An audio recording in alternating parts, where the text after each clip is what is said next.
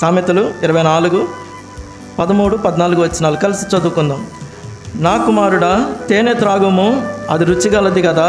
తేనె పట్టు తినుము, అది నీ నాలుకకు తీపియే కదా. నీ ఆత్మకు జ్ఞానము అట్టిదని తెలుసుకొనుము. అది నీకు దొరికిన ఎడల ముందుకు నీకు మంచి గతి కలుగును. నీ ఆశ భంగము కానేరదు. తేనె దేనికి సాదృశ్యంగా ఉంది? కీర్తన 19వ అధ్యాయం 10వ వచనం. జుంటే తేనె దారుల కంటే మధురమైనది. తేనె దేనికి గుర్తుగా ఉంది అనంటే దేవుని యొక్క వాక్యానికి గుర్తుగా ఉంది. కాబట్టి ఇక్కడ సొలొమోను అంటున్నాడు, నా కుమారుడా, తేనె త్రాగుము. ఇప్పుడు మీ యవనస్తులకు ఒక ప్రశ్న. తేనె త్రాగిన వాళ్ళు బైబిల్లో ఎంతమంది ఉన్నారు? తేనె తాగిన వాళ్ళు 4, తేనె తీసుకొని పోయిన వాళ్ళు 4.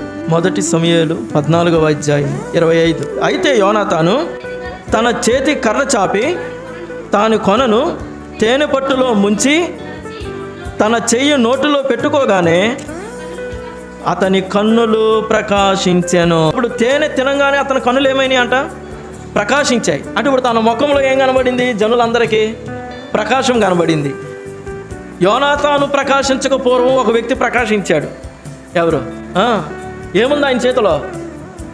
మోషే ప్రకాశించడానికి గల కారణము ఆయన చేతిలో ఏముంది? 10 ఆజ్ఞలు ఉన్నాయి, దేవుని వాక్యం ఉంది.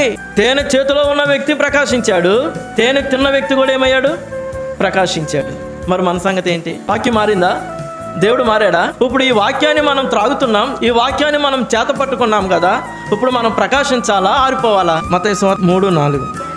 అడవి తేనెయు అతనికి ఆహారము. తేనె త్రాగిన వ్యక్తి, 3వ వ్యక్తి ఎవరు? యోహాను. ఎవరికి ఇచ్చారు బాప్తిసం? యోహాను యేసు ప్రభుకి ఇచ్చాడు. యేసు ప్రభుకే బాప్తిసం ఇచ్చాడు కదా. అంటే తను ఎంత గొప్పవాడయ్యాడో చూడు. ఎవరు? యోహాను. సృష్టికర్తకు బాప్తిసం ఇచ్చాడండి. దాంతకన్నా ధన్యత ఏముంది? ఏ వ్యక్తి గురించి అయితే తాను సువార్త ప్రకటిస్తున్నాడో ఆ వ్యక్తికే తాను ఏమిచ్చాడు? బాప్తిసం ఇచ్చాడు. తేనె తిన్న యోహాను గొప్పవాడుగా ఉన్నాడు. పౌలు ఎక్కడ నిలబడ్డాడు? రాజులు ఎదుట నిలవబడ్డాడు. అవునా కదా?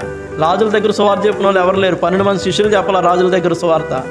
రాజు దగ్గర నిలబడి చెప్పినవాడు ఎవరు? పౌలు. రాజులకు రాజు బాప్తిసం ఇచ్చిన వాడెవరు? యోహాను. వాక్యం అనే తేనె తిన్న మీరు రాజులకే సువార్త చెప్పాలా భవిష్యత్ దినాల్లో. అది గొప్పతనం.